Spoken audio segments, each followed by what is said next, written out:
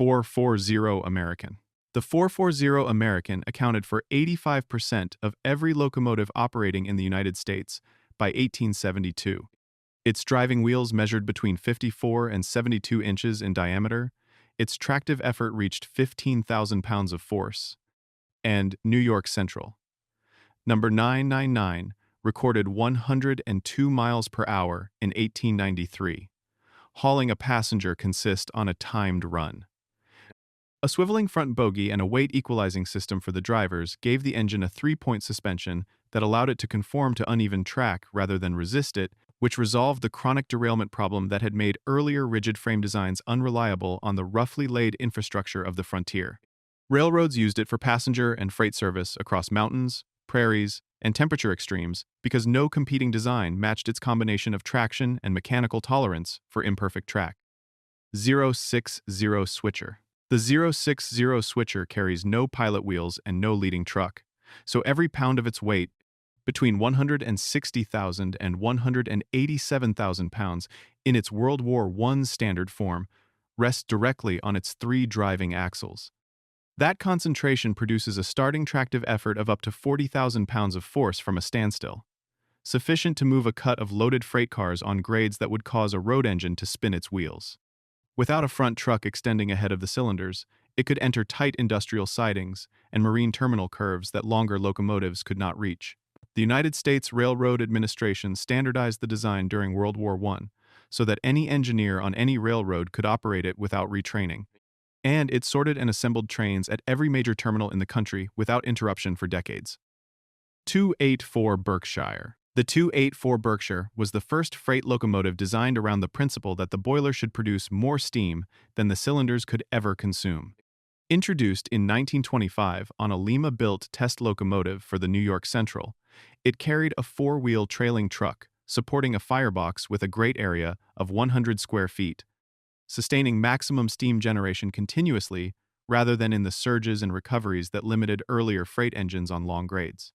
It could haul 4,000 tons at 40 miles per hour and hold that speed on upgrades where previous designs lost momentum.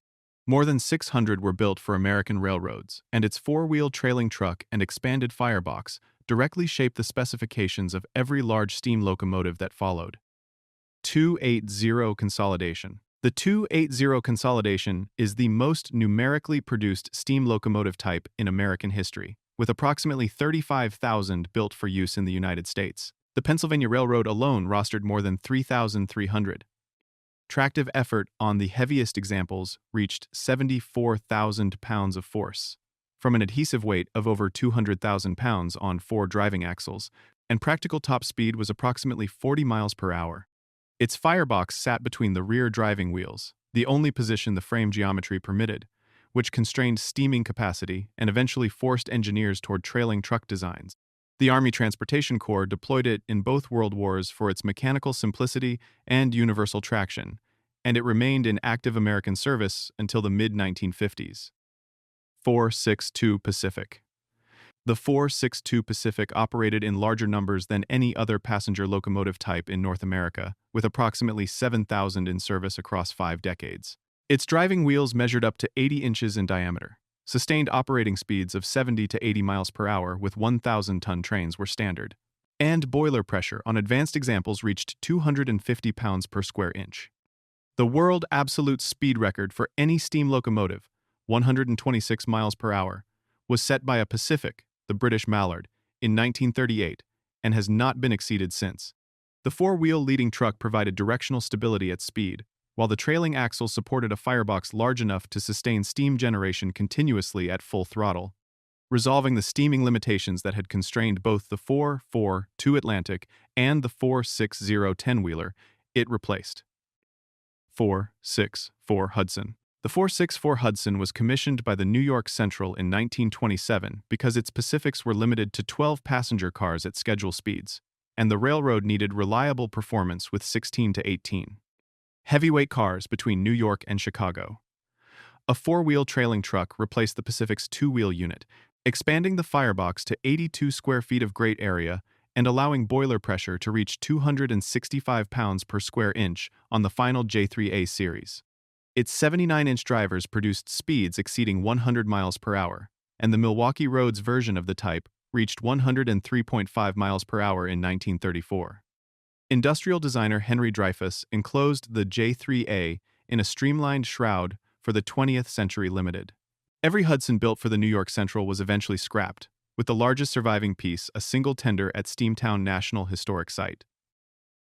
2102 Santa Fe. The 210-2 Santa Fe concentrated more adhesive weight onto the rail than any other non-articulated type in regular American service.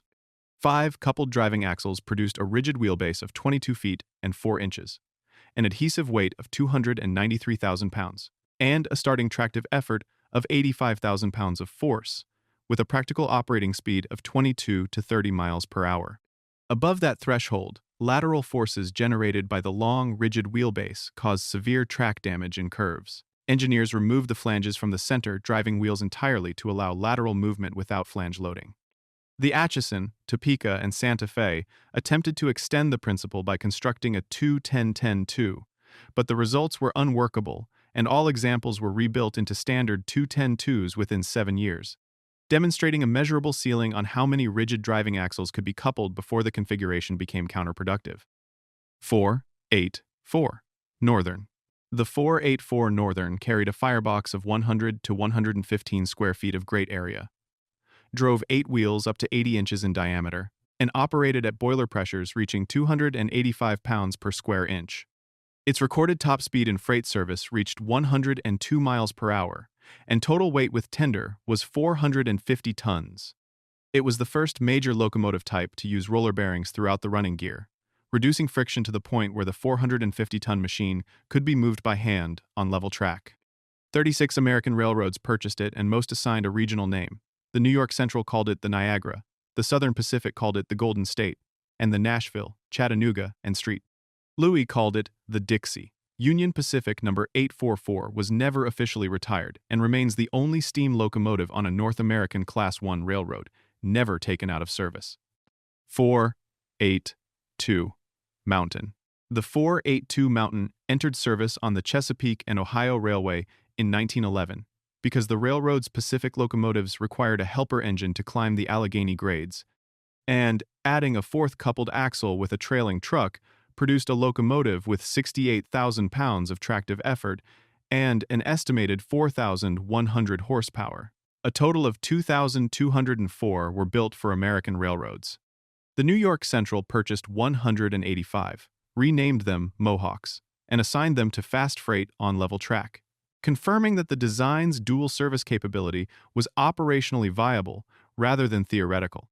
The 482 preceded the 484 Northern by 16 years, and the mechanical difference between the two types is a second trailing axle, the addition that allowed a larger firebox, and the higher sustained output the Northern produced. 4884 Big Boy. The 4884 Big Boy weighs 1,250,000 pounds fully loaded and measures 132 feet from pilot to tender end. Union Pacific built 25 between 1941 and 1944 to eliminate helper operations on the 1.14% grade of the Wasatch Mountains between Ogden and Green River, Wyoming. Starting tractive effort was 135,375 pounds of force from 4 cylinders drawing high-pressure steam simultaneously, 2 in the front articulated wheel set and 2 in the rear fixed section. Unlike earlier mallet compound designs that used steam twice at descending pressures, all 4 cylinders received fresh steam, producing consistent output across the speed range the grades demanded. The front wheel set articulated independently on a hinged frame, allowing the 132-foot machine to navigate curves that would have derailed a shorter, rigid locomotive. Union Pacific had to realign curves, rebuild bridges, and install larger turntables before operations could begin. The name was written in chalk on the first completed engine by a factory worker and spread without authorization. 8 examples survive, and number 4014 was restored to operating condition in 2019, returning to service 74 years after the last unit was built.